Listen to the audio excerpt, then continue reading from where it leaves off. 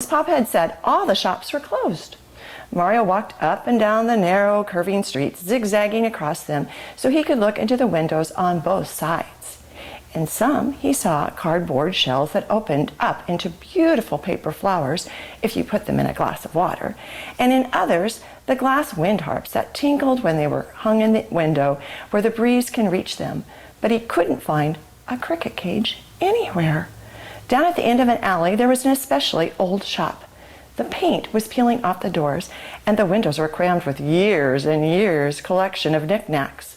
A sign hanging out in front said, "Saifong, Chinese Novelties," and printed underneath in small letters was, "Also do hand laundry."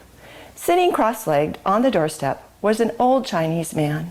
He was wearing a silk vest over his shirt with dragons embroidered on it in red thread, and he was smoking a long white clay pipe. Mario stopped and looked in the shop window. The old Chinese man didn't turn his head, but he looked slyly at the boy out of the corner of his eye. Slowly he drew the pipe out of his mouth and blew a puff of smoke into the air. "Are you Mr. Fong?" asked Mario. The man smoothly twisted his head as if he were on a pivot and looked at Mario. "I Saifong," he answered. His voice sounded strange yet musical, like a plucked violin. Saifong had come from China many years ago and had a curious way of talking, but Mario liked it very much. He enjoyed the individual chirps of human beings almost as much as those of his cricket. "I would like to buy a cricket cage, if you have any," said Mario. Saifong put the pipe back in his mouth and took a few puffs. His eyes became even narrower than they had been before. "You got cricket?" he asked finally in a voice so soft that Mario could hardly hear it. "Yes," said Mario.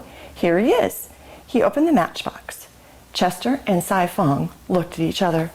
"Oh, very good," said Saifong, and a remarkable change came over him. He suddenly became very lively, almost dancing a jig on the sidewalk. "You got cricket! Very good." He was laughing delightedly. Mario was startled by Saifong's quick change. "I want to buy him a house," he said. "Come and shop, please," said Saifong. He opened the door, and they both went in. Mario had never been in such a cluttered room. It was a jumble of Chinese odds and ends. Everything from silk robes to chopsticks to packages of hand laundry littered the shelves and chairs. And there was a faint, sweet smell of incense in the air. Saifong brushed a pile of Chinese newspapers to the floor. "You sit, please," he said, motioning Mario over to the chair he had cleared. "I back soon." And he disappeared through a door at the back of the shop. Mario sat very quietly. He was afraid that if he moved, he would be buried under an avalanche of Chinese novelties. In a glass case right in front of him was a row of Chinese goddesses carved in ivory. They all had the strangest smile on their lips, as if they knew something nobody else did. And they seemed to be staring straight at Mario. He tried to look at them, but he couldn't keep it up and had to look away. In a few minutes, Saifong came back to the room. He was carrying a cricket cage in the shape of a pagoda. There were 7 tiers to it, each one a little smaller than the one below, and it ended in a slender spire. The lower parts of the cage were painted red and green, but the spire was golden. At one side was a gate with a tiny latch on it. Mario wanted to own the cage so much that he tingled all over, but it looked awfully expensive.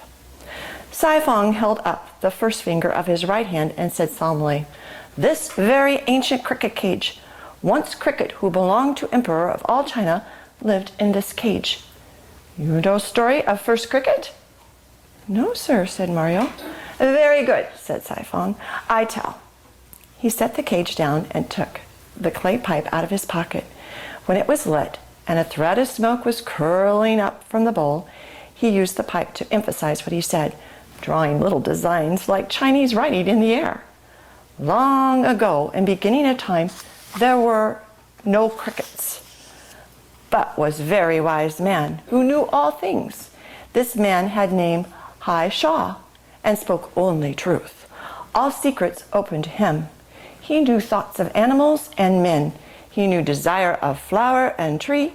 He knew destiny of sun and stars. Entire world was single page for him to read. And the high gods who lived in palace at summit of heaven loved Hai Sha because of truth he spoke. Now from many lands came men to hear their fate from Hai Sha. To one he say, "You very good man, live long as cedar tree on mountainside." To other he said, "You wicked man, die soon, goodbye." But to all men Hai Sha speak only truth. Of course wicked men most unhappy when hear what Hai Sha say. They think, "I wicked man, now everyone know how wicked I am." So altogether wicked men decide to kill Hai Sha. Hai Sha know very well they want kill him. He know everything, but he not care. Within his heart, like smell of sweetness within lotus blossom, Hai Sha have peace. And so he wait. But high gods who live in palace at summit of heaven would not let Hai Sha be killed. More precious to them than kings was this one man who spoke only truth. So the wicked men raised swords above Hai Sha. High gods change him into cricket. And man who spoke only truth and knew all things now sings songs that no man understands and all men love. But high gods understand and smile. For to them, beautiful song of cricket is song of one who still speaks truth and knows all things. Sai Fong stopped speaking and smoked his pipe silently. Mario sat still too, looking at the cricket cage. He was thinking about the story and how much he wanted the cage. In his matchbox, Chester Cricket had listened carefully. He was very touched by the tale of Hai Sha. Of course, he couldn't tell if it was true, but he sort of believed it, because he personally had always thought that there was more to his song than just chirping. As usual, when he didn't know what else to do, he rubbed one wing across the other. A single clear note sounded in the shop. Sai Fong lifted his head. A smile curled up at the ends of his ancient lips. "Ah, so," he whispered, "Cricket has understood." He puffed a few more times. Mario wanted to ask him how much the cage cost, but he was afraid to. "Because this cricket's so remarkable," said Sai Fong, "I sell cage for 15 cents. Mario sighed with relief. He could afford that. In his pocket he found a nickel and a dime, all that was left of his weekly allowance, which was a quarter. "I'll take it, Mr. Fong," he said, and handed Sai Fong the money. "I also make present free," said Sai Fong. He went behind the counter and took a little bell, no bigger than a honeybee, out of a drawer. With a piece of thread, he hung it up inside the cage.